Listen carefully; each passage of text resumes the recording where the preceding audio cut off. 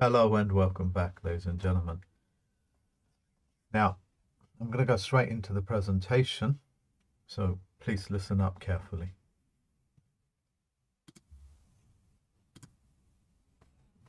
What is a vessel in dry dock? That much is self-explanatory. It's a ship that's come out of the water and been put on a side where the water is drained out, where maintenance can take place. Your courthouses operate on this system of maritime. And what you're looking at the moment is a courthouse, a U.S. district courthouse in Florida. Okay. And you can see from this, and it's just random pictures that I got from places, it's an impressive looking building. It's absolutely impressive. And when going past, this looks like an innocent building, and nobody's wiser as to what the true meaning or even what the shape of that building is. It just looks like a lump of glass and brickwork or, mortar. But it's not. That's advertising to the conscious mind as a facade that is nothing more than just a innocent federal building disguised as a US state, district. That you can see, and it doesn't take very much imagination to realize that people will be blindly walking into these buildings, which are actually all vessels in dry dock that doesn't belong to you and that are not public per se. These are not actually public buildings. They're just disguised as public buildings. Yes, they are in the public waterways. Inland roads are known as public waterways. Inland roads are public waterways. It's in maritime. Okay. However, when you look at it from a top elevation, you can see that it's a vessel. It's actually a ship in dry dock. Let me see if I can zoom in. Hopefully that has made it very clear to you. This is the Miami Federal Credit Union Bank within that ship. That's the U.S. District Court clerk where it sits there. Okay. And these props around here, those are the supports for the vessel in dry dock, which is this vessel here. This is the ship. And I'm using this as fair market value. Okay, fair market usage from Google Maps. So courtesy to Google Maps. And I'm using this for educational purposes and obviously not for monetary purposes. You can see as I zoom in and out, it is an obvious vessel in dry dock. That vessel, ladies and gentlemen, quite literally could be a ship from any country in the world. And when they change the flags around inside those courtrooms, that's the country of which that courtroom is sitting in. So let me explain. The whole ship is a vessel, you understand that, and that's in dry dock. Okay? Anchored in dry dock in the public waterways. You understand that fully. Each courtroom has its own ship's captain, so each courtroom itself is considered a vessel. Okay?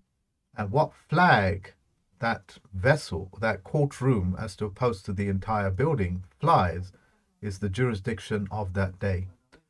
And it can change from court date to court date, from hour to hour, case number to case number.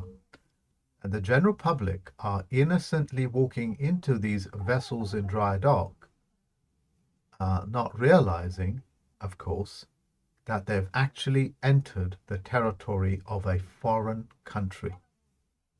Because whatever flag it's flying is the country that it's from.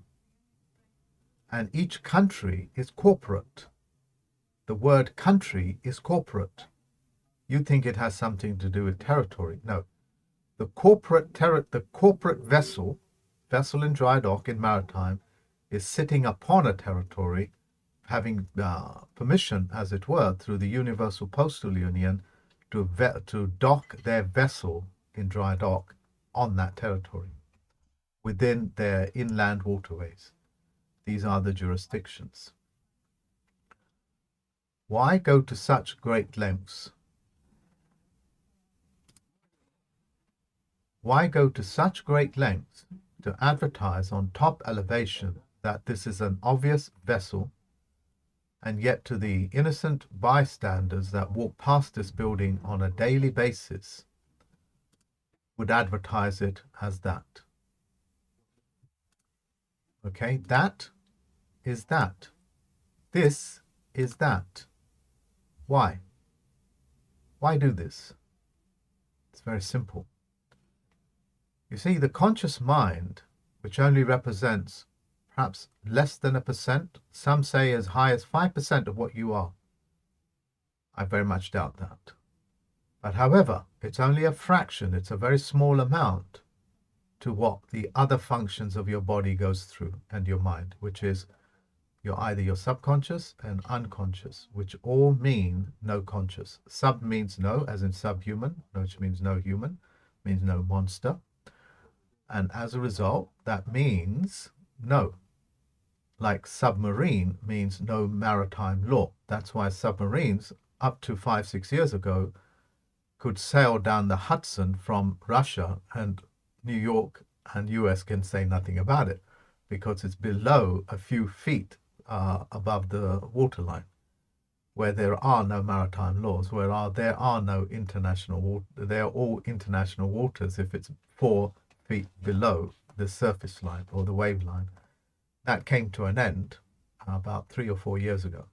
Okay, so that now goes below the oceans as well. Let's go back to what this word sub means. It means no. Let's go back to what this word unconscious means. UN means no, as in unknown. Okay, the unknown is exactly the same as the subconscious. They're advertising to your conscious mind. They're advertising to your conscious mind here. Your conscious mind, which represents only a few percent of what you really are, is sitting here. That's what your conscious mind sees. Your subconscious mind, however, sees this as a vessel in dry dock.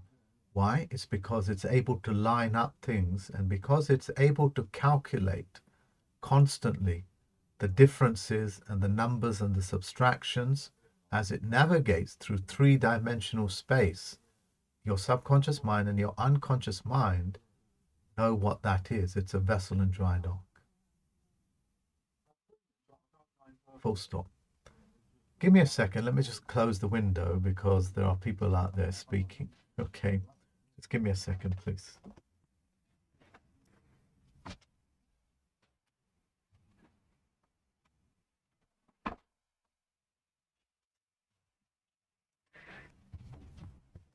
Thank you very much for that.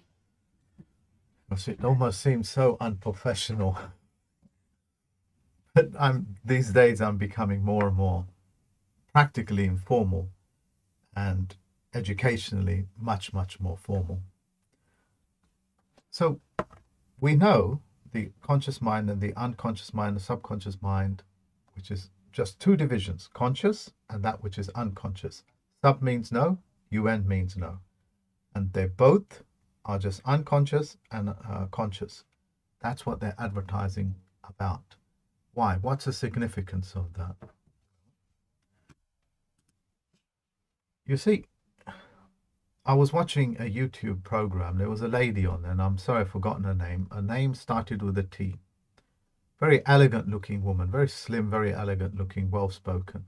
I think she does the retreats and educational programs and things like that. She asked one of the audience members, let me ask you a question. The question was very simple. What would you say those things, what would you say that you are not aware of? What can you name 1 or 2 things that you are not aware of, that you are unconscious of, or that you are subconscious of? And he named a few. And she turned around and just simply said, but did we not agree that it's unconscious? You can't possibly even state or give me the answer because it's unconscious, because it's subconscious. You're not aware of it. That's the whole point of what that means. That is a concept for confabulated persons or even men and women. Very hard to grasp. That's why they keep making statements after statements without any answers, without any qualifications, without any real claim, because they're just confabulating, they're making it up as they go along, which is the world of fiction. You see, ladies and gentlemen, even though Carl Jung was there to sell you the idea of a persona, or even the anima and the animus, and all of these variety substitutes for just being a man and a woman. They did that very successfully because they want you to pick up the persona, because the persona is the only thing that can be controlled by legalities and corporate governments. The men and women cannot, especially when they have a factual language or a live-life claim under David Wayne Miller's technology, witnessed by two other people that they themselves know. That means no other third party that doesn't know you cannot witness your live-life claim. Okay, unlike that pseudonym calling itself R.J. Gould. Okay, it's just a pseudonym, it's just a legal fiction. Make sure that when you have a live-life claim, that people that you know and trust and love are the ones that are witnessing you. Otherwise, it's a lie. The document itself is a lie from beginning. You understand what I'm saying? Of course you do. Let's go back to this presentation.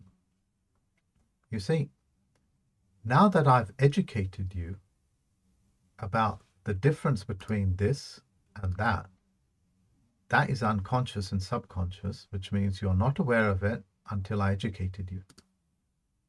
And that element of the unconscious, that which you do not know, has now migrated itself to your conscious mind, where it's now in the knowing. So previously, let's just give you an example. Previously, you did not know what is in the inside of my hand. There is something in there, but it's just not enough light getting in. It's still unknown to you until the planet potentiary judge or the good men and women on our planet kind of take this wonderful tool called a torchlight and shines a light into it. And all of a sudden, that which was not visible becomes visible. You see, you can kind of figure out what's in there. You can play around with the elevations. That which was unknown is now known to you. What we call in contract law unearthing. Earth means contract. You see? Okay? It's being disguised from you for a reason, because they only want your unconscious, subconscious mind to see it and not your conscious mind. Because if your conscious mind realizes it's in a vessel in a dry dock, and the purpose of it is what we're going to be discussing next.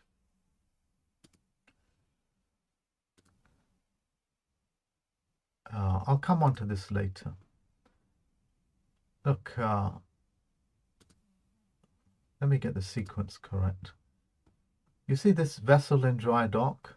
This is a vessel in dry dock, and it's a scene from the 1960. Well, I was 5 years old when I saw this movie. I was 5 years old. In 1960, movie called The Time Machine. This is a vessel in dry dock. These are sirens. They are church pipes. When this church pipe signs its signal, or what's called a siren, these are the three Stygian witches that call you to your death. There's a lot more there than I've just revealed, but the people, what they call the Eloks, go into an unconscious mind. They go into a subconscious state where their conscious mind is now being shut off. And because of this, they're under hypnosis, and they walk into these vessels in dry dock, which are exactly the same as this. It's being put into futuristic terms to make it look like it's futuristic, but in reality, this is the world that you live in now.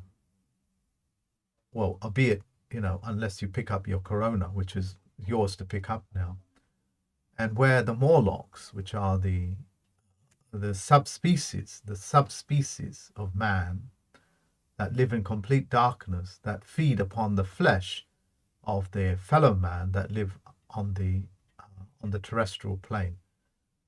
And they are fed, looked after, clothed. Their babies are, nappies are changed and whatever it is, the Morlocks look after them for the purposes, just like a farmer looks after his sheep or cattle or the wheat until it's ready for harvested. And they're called in for the purposes of that through the sirens, okay, to be harvested and cannibalized on. It's a cannibalistic society.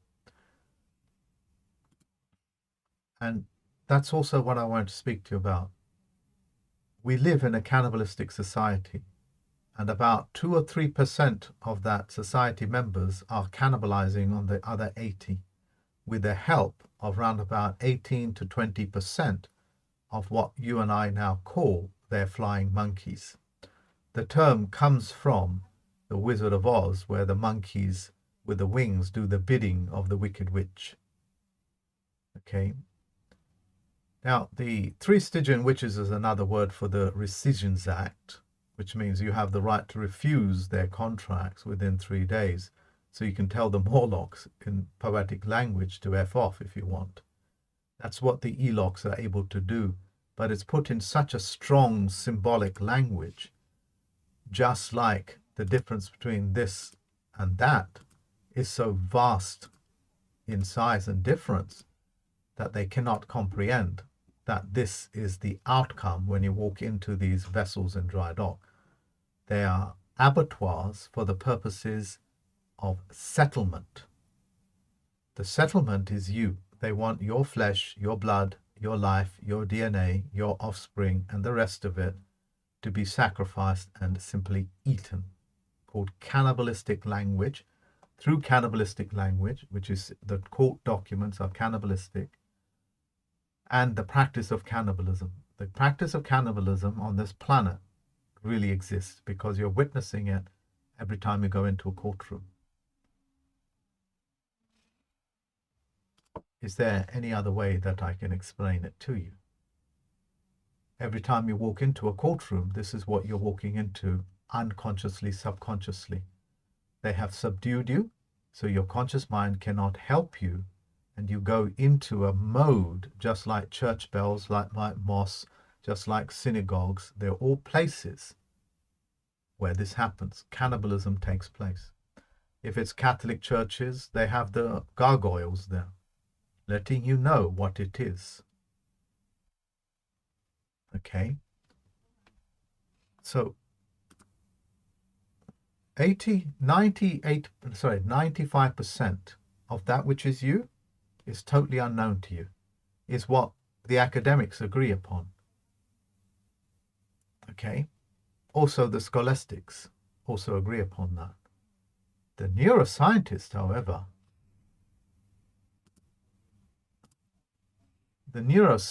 however, know that it's only about this is 0 point something. They actually do not know. That means all of that, what you remember, all of that which you think you are, is all unconscious. It only all those things that you think you are, a mother, a father, or whatever titles you've given yourselves, the clothes that you wear, the houses that you live, the words that you use, only represent 0 point something percent. How far that zero goes down before it reaches a digit, as it were, we actually do not know.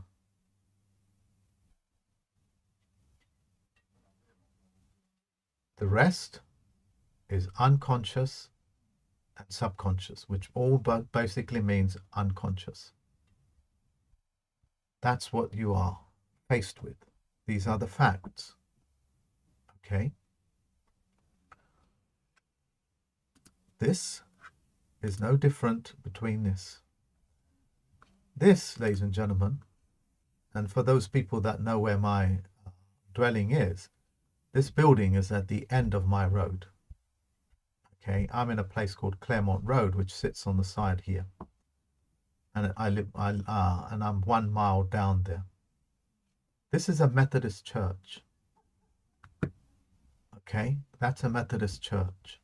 Some courthouses are Methodist churches, like the one in Northampton. And I'm being, location specific, but it's global. That's the statue that stands out of it. It's being pulled down now. That's advertising that what's preaching at you is a ganglia. Ganglia are long, twisted neural networks that exist in your brain system. They perform their own unique function. When they're advertising ganglias, they're basically advertising things of a skeletless nature, skeletos nature, which means it has so little flesh and blood of its own, it requires you. They quite literally telling you that's what that is. I mean, what a hideous thing to put in front of a place of worship. It has no faith, it has no life, it has no blood, nothing. Yeah, and let me see if I can blow it up to get some images for you. Oh, seems to be going lower. Yeah, and it's pointing. See that? It's almost got its middle finger up like that. Or like that. And it's pointing to this book. And you have no idea what that book is. It could be the Methodist book. If it is, it's very different from all the other books, because each one of these things is a franchise. It's a contract. It's a franchise contract. It's like having a McDonald's franchise contract. You thought it was a book of faith. It's not. It's a book of constitution, which is another word of a contract. Bible means bilateral agreement.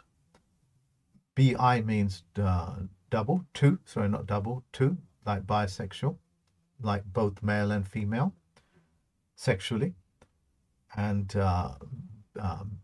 BLE is the old English word, predating Shakespeare, meaning contract, like able, capable. Capable means what it says. The last suffix means contract.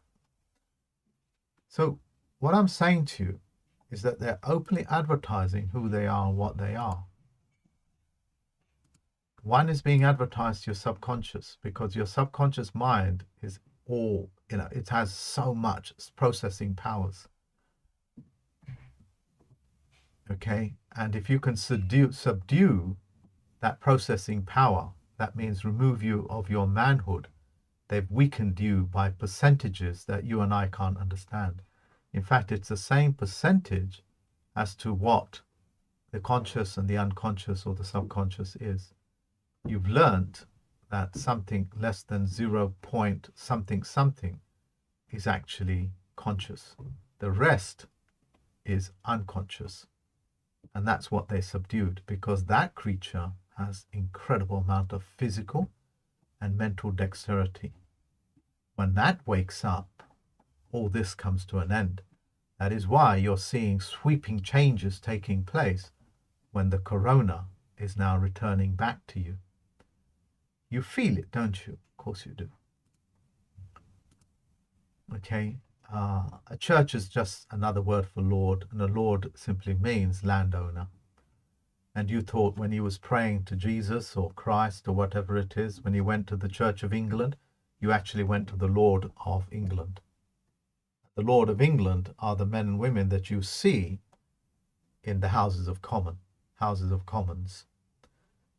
With your help, we managed to remove all that Commonwealth. You did it. Yeah. On my last presentation, you given you the evidence on my broadcast, and it's done and dusted. That's how strong you guys are, and ladies. I use these adjective words like strength and so on and so forth. It's just what a man is. That's all. Because a man's word is his bond, and it's so important that you know that. That's why within that book of contracts, which is what he's pointing at, what he's pointing at here is that it quite literally says your word is your bond. It's so powerful. Sorry, not powerful.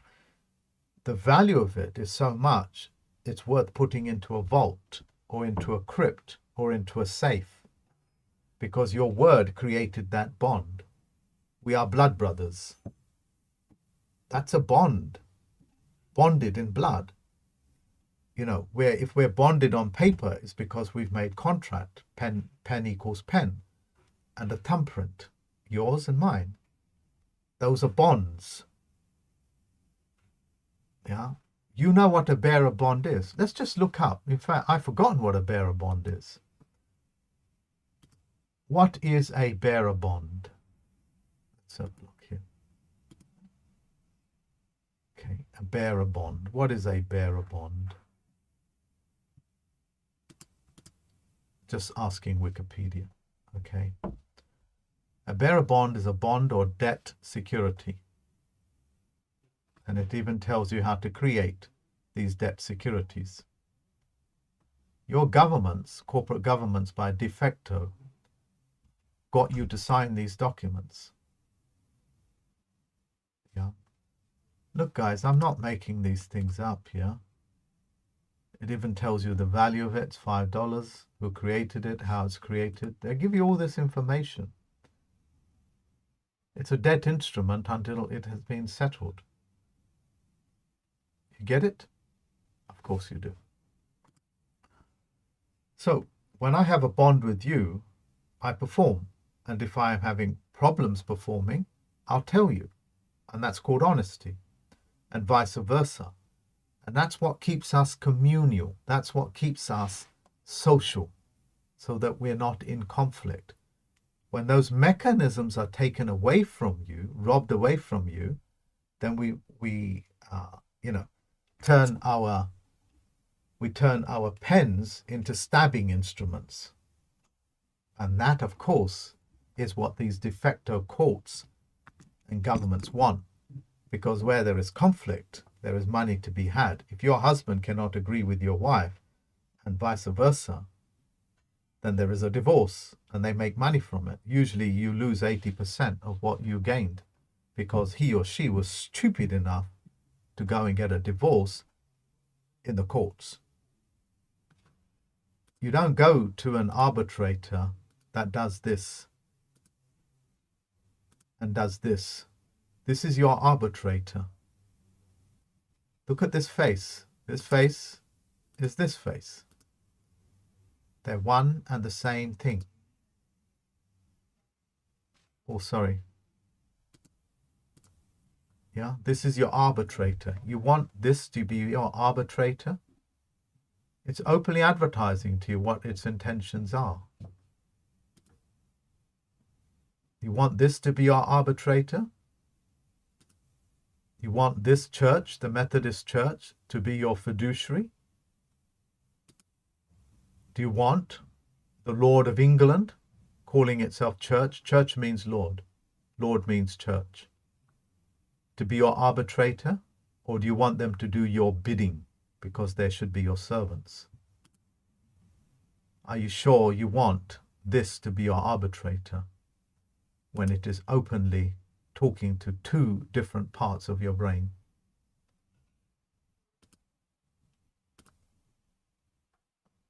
Okay, I've given you a lesson in neurology and how little is actually conscious and how you can migrate the unknown to the known.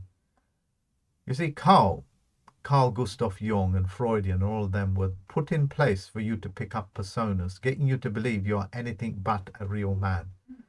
It is better to be a persona. That was their job.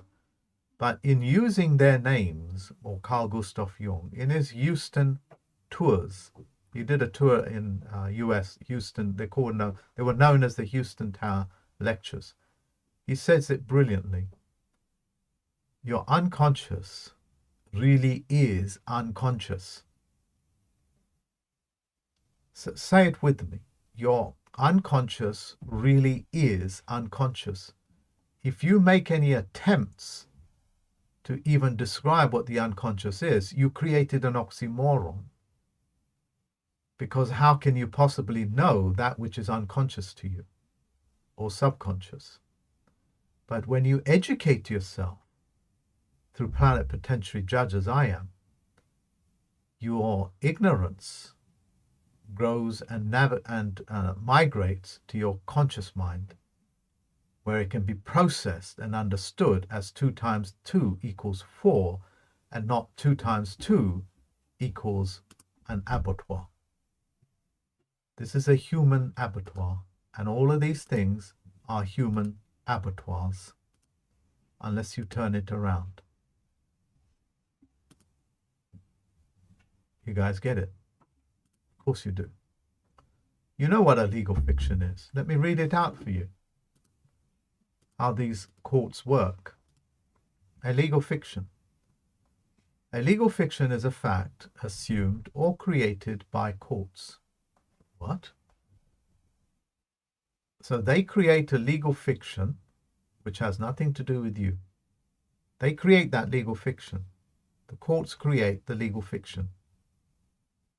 The de facto courts. And that legal fiction is a persona.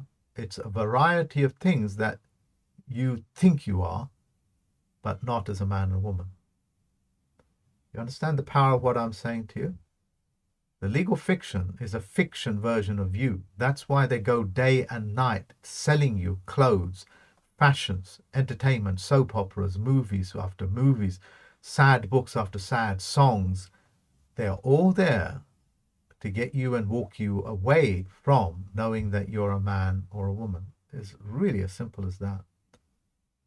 Which is then used, the legal fiction is then used that they create in order to help reach a decision or apply to a legal rule. In other words, you out there, Tony or George or Jane, I'm going to create a legal fiction and not call you Jane, I'm going to call you Jana. You Tom there, I'm going to call you Tommy. That's not your birth name. So I created that legal fiction, created a court case around it, send you a letter. You innocently think Tommy must be you because it's come through your letterbox. You write back to me, contract with me. I now summons you into court. And now you've now entered this abattoir all unconsciously. Unconsciously, you entered this abattoir where you will become cannibalized. You're not going to walk out of here unless you lose an arm or a leg, or in some cases, your whole life.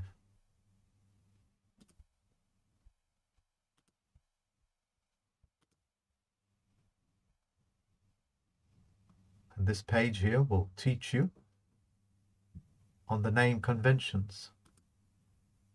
Please read it. Okay? Spend some time on it.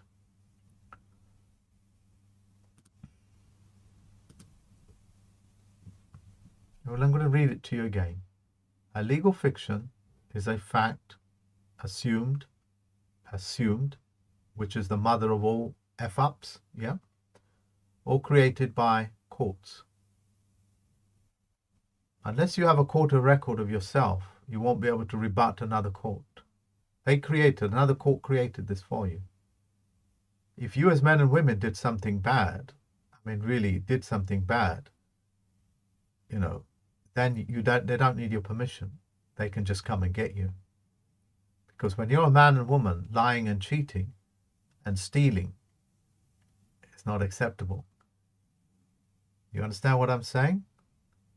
If you're going to be a man or woman, you have to be of the highest standard and have dignity of a man or a woman. Men and women do not lie, steal, and cheat. Legal fiction names too.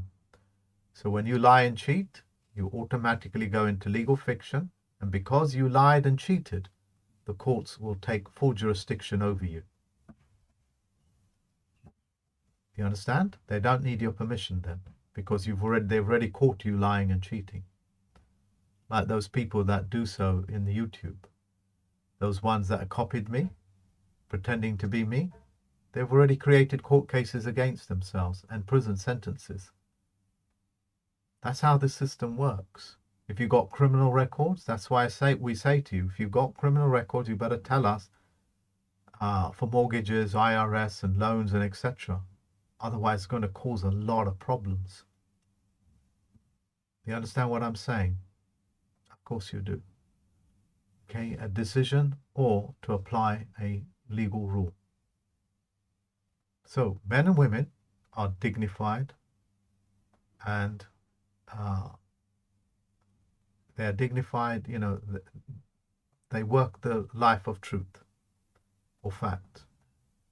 When you begin to pick up lies and tell lies, you move into the fictional courts already, and you've signed away your whole life because you took to a lie or a cheat or a robbery or criminality, and they were ready to have full custody of you. That's how the system works. Okay? All right? Now, the abuse of these systems is what we have been witnessing for so long, which is what the tricks and traps students are fully versed with and able to protect themselves by. Okay, so let me bring that subject to an end and go to another one. Now, I said to you folks, please study the Universal Postal Union. Come out of there. Please study the Universal Postal Union. Understand the power of it. Okay? They're in your health. They're in your countries. They're everywhere. All right? The Universal Postal Union is the contracting venue of this entire planet. And they even have like this wonderful statue that tell you, the 5 continents. They have 5 continents contracting with each other. Okay? And this is their constitution right here. And this is a maritime lady. And it's in maritime, and it's chiseled out of a gigantic rock. Yeah. They're letting you know this is foundational stuff. This will be made out of copper, obviously, because it's gone green, which is called oxidization. When copper oxidizes, it goes green. And she's green as well, like the Statue of Liberty, which is in maritime. You guys understand this, yeah? So they're letting you know they have the 5 continents. There are very few countries in the world, most of them which we haven't even heard of, which are not even on the maps, by the way, exist. A country is actually a postal union word. They created it. That's why they said you can't use the word country unless you have a postal union. Why? Because they're the ones that created the word country. It comes from the county. The counties are another word for barons or boroughs, okay, where the barons control it under the feudal system lord called fiefdom, or fiefament, or fiefdom. Fiefdom, of course, DOM means dominion, the dominion of a chief. That's what that means. Like Christendom means the dominion of Christianity, which means that you are the bearer of your own decisions. That's where power is. That's why the followers of Jesus have to migrate to Christianity, which they teach you and show you. Because when you learn to carry your own cross, you control your banking, your babies, everything around you. Yeah? Instead, you're given Jesus. Look, the point I'm making is that, let me come out of this. Understand this about feudal systems. What does the word Lord mean? It means church. What does church and Lord mean? They mean the one and the same thing. what is a lord and what is a church? They're one and the same thing. It's another word for landowner and the slaves and the cattle and the chattel that goes with it. That's what a lord means. Yeah, all over the world. And it comes under a system known as fiefdom. Fiefdom. It comes from the word chief, and it means the dominion of a chief. It's what you're running on. They're the ones that sold you mortgages because they thought you was a dead instrument. And they treat you as the dead. You understand? Of course you do. Let's come back to this. I think I've made my point clear. I want you folks, okay, and I forgot the date on this, but what I'm going to do, because the last training program that I did on the open market, as it were, was a runaway success. I did that for the Canadians, the rest of the world, and then I did it for the things about the Commonwealth, which was successful. That's how, that's how men and women are, because what comes out of your mouth and what you witness becomes a bond. Yeah. I want you guys, ladies as well, to watch the movie called Passport to Pimlico. And let's say you're going to watch that. And then when you're going to email me to say that you've watched it and you've created a timeline of it, what your take on what your take on is on each timeline. And you're going to call out the timeline and you're saying, this is what it means. So you'll say, like 1 minute into the movie where they show the crown, that represents the coroner's office, that represents the crown, that represents the coronation, and etc. And what's the significance of it?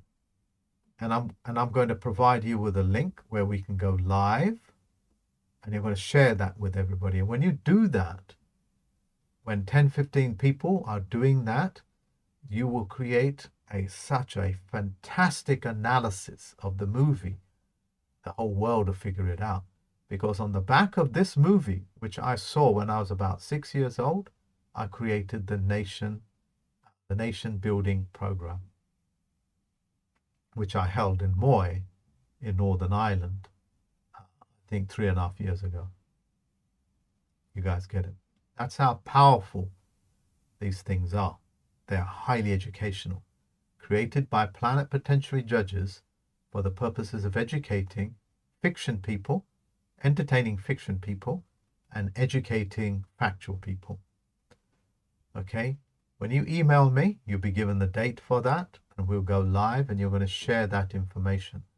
I'm going to just I'm just going to be, as it were, the man that's listening to what you're doing. Okay? But this is going to be your show, where you get to show your ability to understand direct, indirect, and symbolic language. This is the movie itself. When I was young, I saw this movie and I thought, hold on a minute, this has got a double bar. And I remember that. And this pound sign has got a double bar, which means it's backed up gold, silver, or copper, and vice versa. And this movie was made in 1949 or something like that. I've forgotten. How valuable is this type of information? You watch this movie, and it's free on Internet Archive. You'll be so educated. It will teach you actually how to build your own nation. And it will teach you also how to not get trapped by the crown. Yeah. Look, I released the information on what the word white and black means, because it's not the word of the connotation, it's actually what it's in law. It's got 10,000 views so far. In reality, since that video is as of such importance and prominence, you would have thought it went to 500,000 or 2 billion even. Why is that? Why is that? Because that's how much fiction people there are on this planet. That's why it didn't go to 20 million or 50 million. It reached 10,000. So that 10,000 people is the number of factual people that are willing to do something about it. That's why they're watching it, and they're being witness to it, and they're leaving comments. Understand this ratio. A vast majority, breathtaking numbers are all in fiction. This is for the purposes of the auditors. There are wonderful auditors out there that do a wonderful job keeping the police doing their job and knowing how to go about do that. So I'm going to explain to you certain things.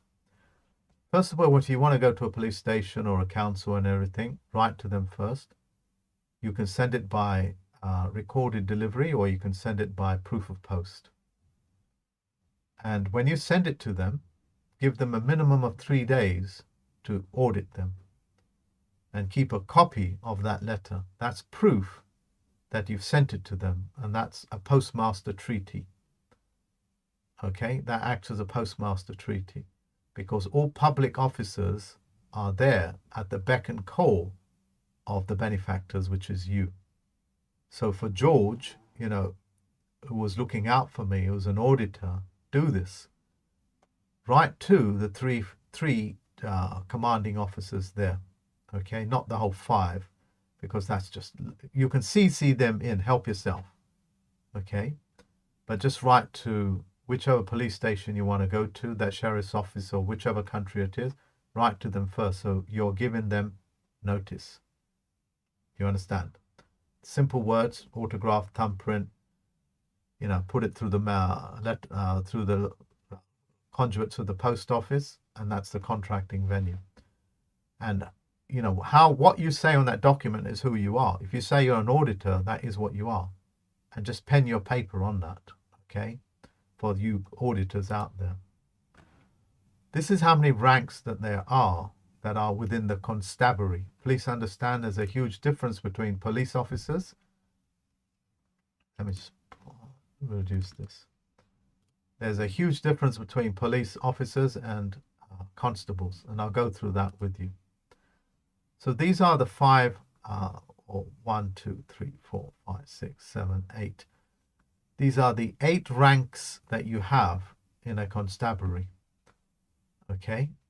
And you can write to any one of them and put them on notice for your presence. Just 3 at the bottom here: Chief Superintendent, Assistant Chief Constable, and Deputy Chief Constable is more than enough.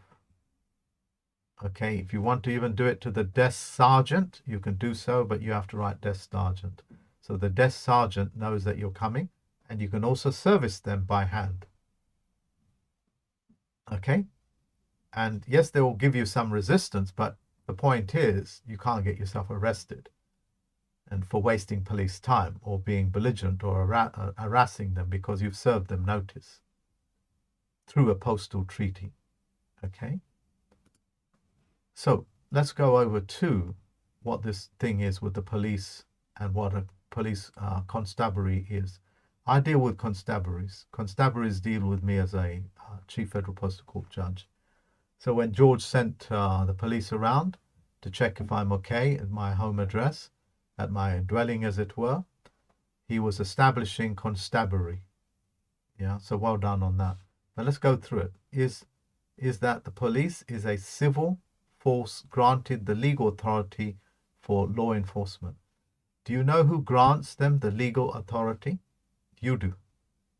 And do you know how you do that? By taking jurisdiction, by claiming through personage and baratry that name, that fiction name is you. It's actually you that have proven to the court system that you are who you say you are, and you wish to treaty with them and contract with them for them to make rulings on you. That's why if you've got criminal records, they don't need to go through that process. It's already been done. That's why you're bonded slave if you've got criminal records. It's actually you that's given them the legal authority to be the enforcing officers. So when you admit to things, what they call mitigation, through a court system, and you've contracted with them, you're actually creating a binding contract, and now you want to break it.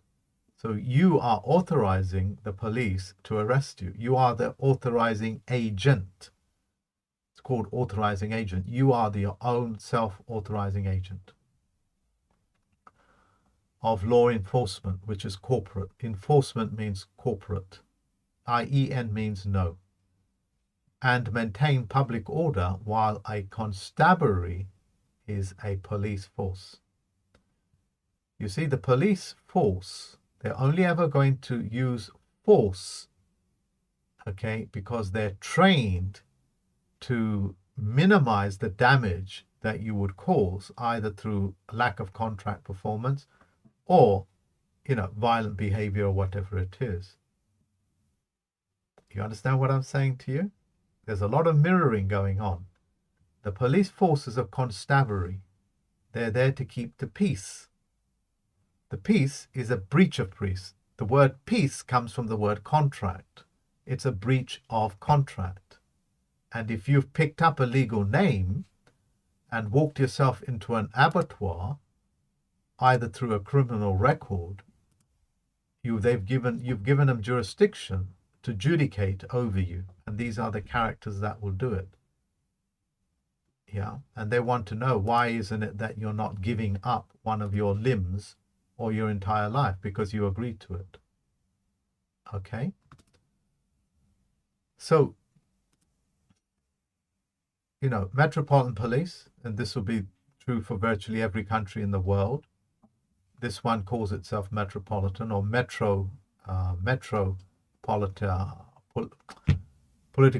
politician police. Okay. Metro means multicultural. POL means people. The rest means contract. Okay. Police is a general word.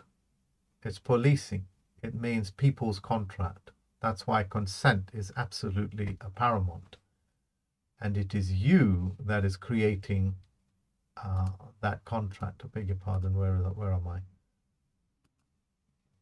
It's you that's creating the legal name and giving it legal authority. It's coming from you by consent. And that allows them to enforce that, unless you rebut it. Hence, tricks and traps. And the constabulary deals with people, men and women, that would breach the peace. This is corporate. This is the entire line. And this is men and women. So lying and cheating, you already vacated your position. If you've got criminal records and you haven't told us about it, it's going to be a huge problem. That's why, if you got it, you got to tell it to us. And if it's within 7 years, it takes a long time to be able to reverse it. Okay?